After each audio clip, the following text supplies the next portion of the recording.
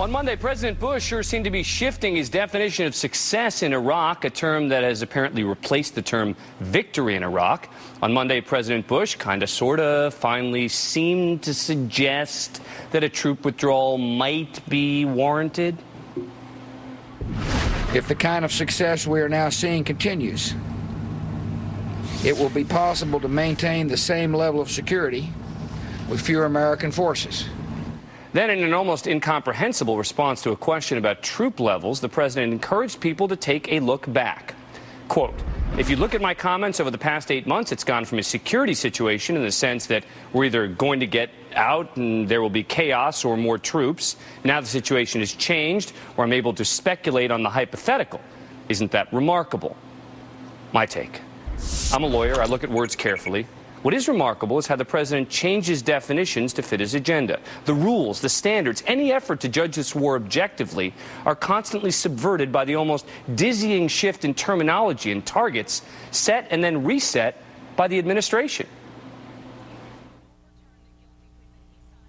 Success is a country that governs, defends itself, that is a free society that serves as an ally in this war on terror. The definition of success, as I described, is, sectarian violence down. Success is not no violence. If the kind of success we are now seeing continues, it will be possible to maintain the same level of security with fewer American forces. The early definition of success in Iraq was simple: finding Saddam's weapons of mass destruction. Then it meant creating a democracy to serve as a model for the Middle East. And now it means securing one province in Iraq enough so that we can reduce the number of troops. Mr. Bush would have a tough time withstanding a tough cross-examination. Writer Howard Fineman recalled an old story about George Bush, the young man. As the eldest of many cousins, he would set the rules for summer games at the family compound. One cousin reportedly said if he was losing, he'd change the rules or take the ball and leave. It appears that some things never change. Still with us, Arianna Huffington and Pat Buchanan. Pat, it does seem, does it not, that the standards, the rules, the ways by which anyone can decide on whether we are achieving our goals change depending on the month? Well, they've changed dramatically. There's no doubt. Back in, down around the time of Mission Accomplished, they were talking about, creating a democracy and a wave of democracies across the Middle East. This was part of the World Democratic Revolution. And now it is basically averting a strategic catastrophe in Iraq. I agree with that, but I will say this, Dan. The President of the United States is going to win this battle this fall. The Democratic Party has been defeated and routed. It didn't get any troops. We got 30,000 more troops in. It didn't get any deadlines. It didn't defund. It is now looking for the Republicans to rescue them by simply getting some kind of resolution which says we should head out, and that's what Bush is doing. All right, but then, Arianna, it sounds like Pat is agreeing that this change in terminology has succeeded.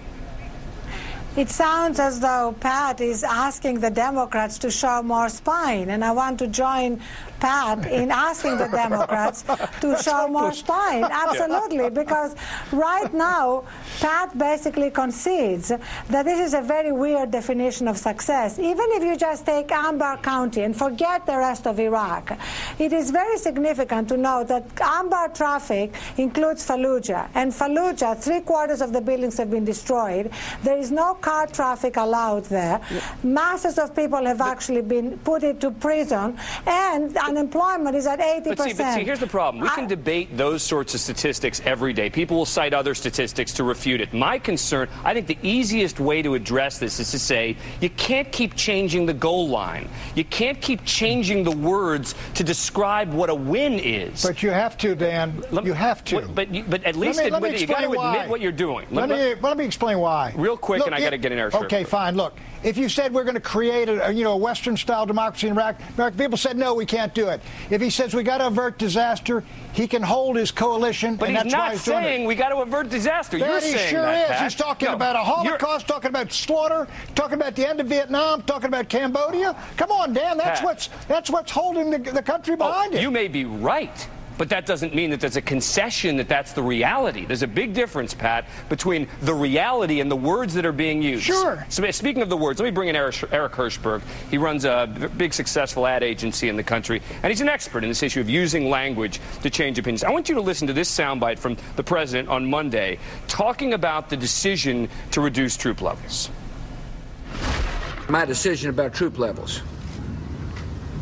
Those decisions will be based on a calm assessment by our military commanders on the conditions on the ground, not a nervous reaction by Washington politicians to poll results in the media. 4 key words there: Washington, politicians, poll, and media. Right, Eric? Nervous Washington politicians. Yeah. I think that's the key word. I think he's trying to... to me, this was the most remarkable line in the entire speech, because what he's doing is he's trying to set up whatever his next move is as exactly how he planned it. And what's interesting is that the political pressure he's receiving at home from the polls, from his political opponents, is exactly what it sounds like his next step might be, which is drawing down the troops. And I think he's missing an opportunity for an actual bipartisan moment. But but apart from the politics, Eric, I want you to focus on the words for me. All right? Yes. I mean, the words are chosen very carefully, are they not? They specifically chose words that are intended to inflame, because you could translate the terms that he talks about, the Washington politicians, polls, and the media, to mean the will of the people. Yeah, you could, right? and I've never, it's interesting to watch someone go so far to that way to say, I'm not doing this because of the will of the people. But I think the words are chosen carefully, and they don't have the American people in mind, but they have his political adversaries in mind. Nervous politicians, and the polls are what weak politicians make their decisions. And when you always frame it that way. Eric, when you create an ad campaign, you're very careful, are you not, about the words you choose. You want to make everything seem upbeat. You want to make it seem that it's the right thing. You want to make it seem like, that people have never changed their minds, or whatever the case may be when you're advertising a product. But you're using the same sort of strategy, are you not, that this administration seems to be applying here? Well, I think one analogy would be lots of times there are companies out there that do change course, and they do acknowledge it. It's called a brand relaunch. When a company changes its stripes, it often will acknowledge the ways that it's changing and why it's doing it, and they'll address that directly with people. But this is politics. Come on. You know what you do in politics? You say, you put General Petraeus against Nancy Pelosi because that's a winner nationally. I mean, that's politics, Dan, for heaven's sakes. But is it just politics to change? But it's not just politics, Pat, to change the terms. It is politics, Dan, but it's dirty. What do you think Lincoln did at Gettysburg, for heaven's sake? Do you really think the war was about slavery to begin with? For heaven's sakes. Come on. No, that's exactly. Hang on, one at a time. Arianna, go ahead. First of all, Pat, to dare to mention Lincoln and George Bush in the same breath is absolutely laughable. So let's go back to General Petraeus. General Petraeus is going to come next week and basically give us a report which is going to be on the one hand and on the other. It's not going to resolve any of those doubts and questions that we have. So I think Dan is absolutely right. The only hope the president has is to change the language he's using and hope that Democrats are not going to stand up. Hang on, one at a time. Wait, Pat. Let her finish. Pat, let her finish.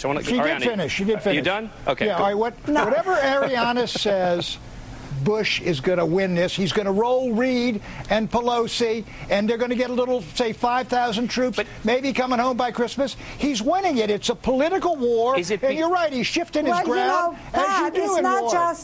It's not just the Democrats. Senator Warner has asked for troops to be withdrawn starting before the end of the year. So this is becoming a bipartisan issue. It sounds like we all agree that this shifting of the goalposts, that this changing of the words, whether you like it or not, works. And that's unfortunate. And I think that we got to call them on it, even though we're all in agreement that that's what's happening. I don't think we should necessarily throw up our arms and say that's okay. Dan, I don't know if I agree that it works, Dan. It only works when the Democrats don't stand up and fight and tell the truth. All right, Arianna, Pat, Eric, thanks a lot. Appreciate it. Whew.